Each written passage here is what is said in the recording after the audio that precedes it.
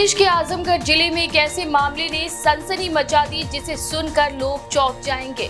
अरविंद चौहान नामक एक व्यक्ति ने खुद को मृत घोषित कर दिया था और इसे लेकर उसकी पत्नी सुनीता चौहान ने हत्या का झूठा मुकदमा दर्ज कराया है।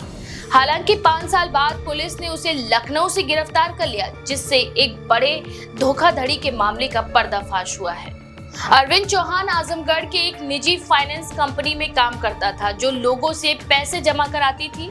साल 2017 में कंपनी बंद हो गई और इसके बाद लोगों का पैसा डूबने लगा। रिश्तेदारों और निवेशकों के दबाव को देखते हुए अरविंद ने खुद को साल 2019 में मृत घोषित कर दिया और लखनऊ भाग गया। उसकी पत्नी ने जहानागंज थाने में गुमशुदगी की रिपोर्ट दर्ज कराई है। साल 2024 में सुनीता ने एक शपथ पत्र दाखिल किया, जिसमें उसने दावा किया कि उसके पति की हत्या कर दी गई है।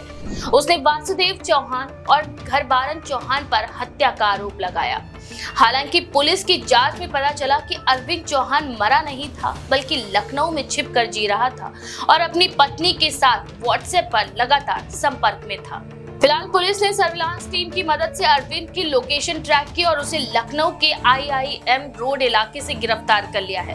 पूछताछ में उसने ये स्वीकार किया कि उसने निवेशकों और रिश्तेदारों से पैसे इकट्ठा किए थे और कंपनी के भाग जाने के बाद वह खुद पर बनते दबाव से बचने के लिए लखनऊ भाग गया था। उसने ये भी बताया कि उसने अपने रिश्तेदारों से धोखाधड़ी करके पैसे ट्रांसफर किए थे।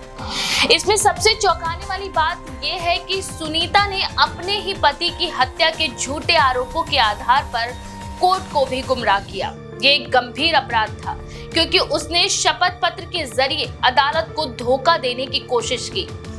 ये मामला भारतीय दंड संहिता की धारा 182, 193 और 211 के तहत अपराध की श्रेणी में आता है।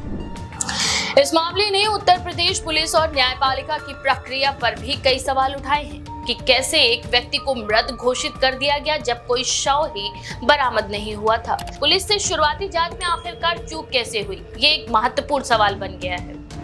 ये मामला समाज में एक बड़ा विश्वास संकट पैदा करता है। अगर एक पत्नी अपने ही पति को मारकर कोर्ट में झूठी हत्या का मामला दर्ज कर सकती है, तो आम नागरिक को न्याय व्यवस्था से आखिर क्या उम्मीदें हो सकती हैं? ये घटना न केवल प्रशासन बल्कि समाज के लिए भी एक गंभीर संकेत है कि कानून के प्रति विश्वास को पुनः स्थापित करने की आवश्यकता है।